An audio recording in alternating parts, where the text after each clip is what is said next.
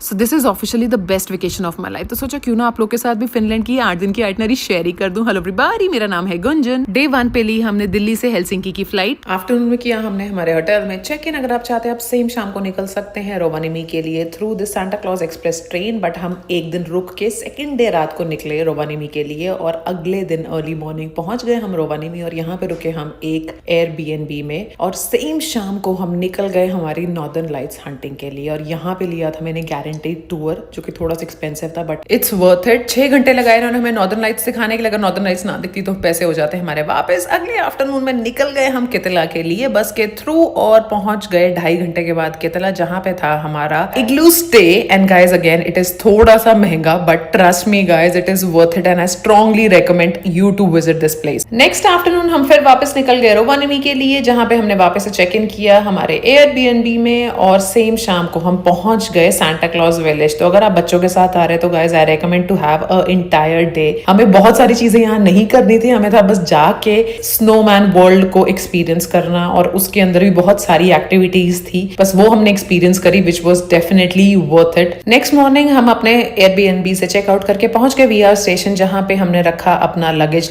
Room में और उसके बाद ली हमने बस to the one of the best experience of our life which was this ice breaking cruise. Guys again this is little bit more expensive than what I thought, but this is again definitely worth it क्योंकि यहाँ पे बहुत सारी activities थी जो included थी। And guys trust me, ये आप सिर्फ ना लाइफ में एक बार ही करते हो तो जरूर करना। एंड में इमेजिन आपको सर्टिफिकेट भी मिल रहा था करने का। सेम शाम को हम वापस निकल गए रोवानिमी से हेलसिंकी में हमारे पास था 1.5 डे। अगर आप चाहते हैं आप सेम शाम को भी वापस दिल्ली की फ्लाइट ले सकते हैं, बट हमने थोड़ा सा चिल किया क्योंकि पिछले 4-5 दिनों से बहुत भाग दौड़ हो रही थी। और जहां जहां से मैंने बुकिंग करी है उनकी सारी डिटेल्स में डाल रही हूँ डिस्क्रिप्शन में। और डे 8 की शाम को ले ली हमने flight back to Delhi. Video अच्छा लगा है तो प्लीज फॉलो फॉर मोर।